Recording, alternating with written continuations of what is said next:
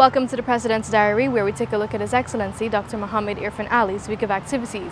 His Excellency started this week by laying a wreath at the Monument of the People's Heroes in Tiananmen Square in Beijing. The 10-story monument was erected in honor of the martyrs of the revolutionary struggle during the 19th and 20th centuries. On Sunday, President Ali attended a reception in honor of the 50th anniversary of the establishment of Guyana's embassy in Beijing.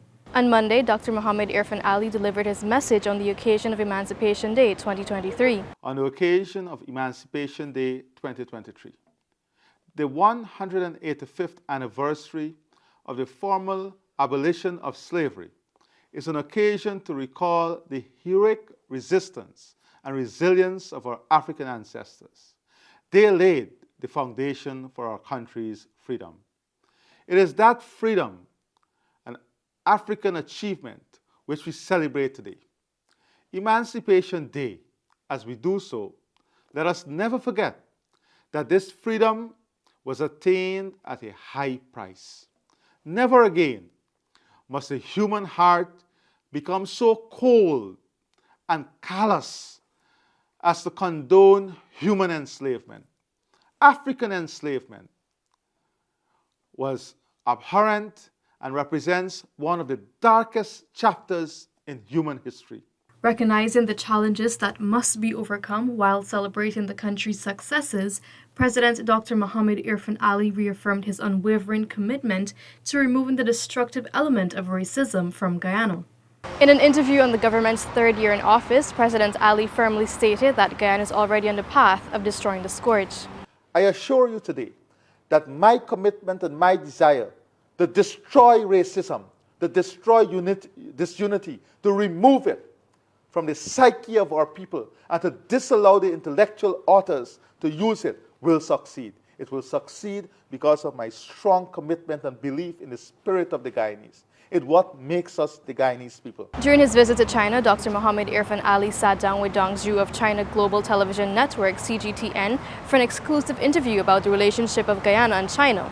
China's role in global politics, global economy, global trade, and its global position does not allow you to ignore the influence of China. So, as a leader, I am fully aware of the potential of China, the contribution of China, and the emergence of China as an important development partner. China is a great friend to us. China is an important partner in our development. The US is a great friend to us and a very important partner also to our development. What I see is a world in which China and the US must work together. It is very important for the global environment. Both countries possess capacity, capability, and economies that no one can ignore. On Thursday, President Ali met with the director of Museum of Comparative Zoology, MCZ, Harvard University, Gonzalo Garabet. During the discussions, the partnership between Guyana and the university was explored with a focus on promoting and studying the country's abundant biodiversity. Later that day, the head of state received a courtesy visit from United States Congressman Richard Crawford at the office of the president. Discussions focused on the prospect of a partnership between the government of Guyana and the state of Arkansas in the area of agriculture, especially as it relates to education and private sector investment. President Ali, on the occasion of the third anniversary of his government in office, delivered a statement highlighting successes achieved, including direct benefits for ordinary citizens. In less than 3 years, we have almost completed the implementation of our manifesto. Yes, we brought back the Because We Care cash grant. Not only did we restore it, but we increased it. We've eliminated taxes on cell phone and data. This was not part of the promise. So when you speak about how the ordinary people benefit from policies and programs, first of all, we have to understand policies and programs. Who is it that benefits from the restoration of the Because We Care grant?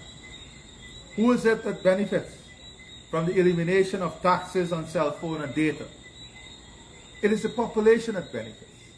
Data has become an important part of our daily lives. Cell phones is not only to make calls these days. People study, they do their work on cell phones. We've removed all of that. On Friday afternoon, President Ali visited Mashabo Mission at Equatorial Coast to engage with residents. We want to mobilize the women in the village below 35 years old, because you got to work harder. We want to mobilize the women in the village below 35 years old, and we are going to work with you on establishing, through the cage farming, one fish cage right here in the community that will be operated by these women.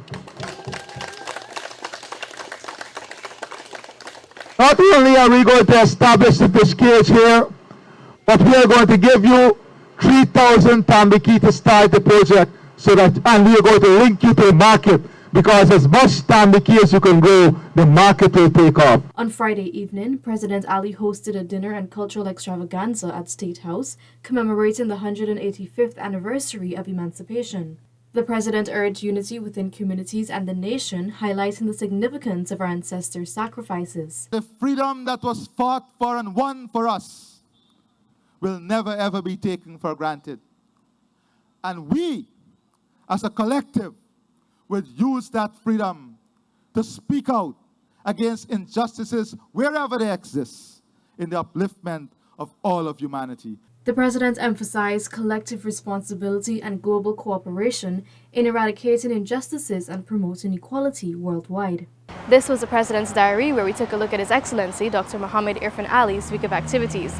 Thank you for watching. Do join us again next time.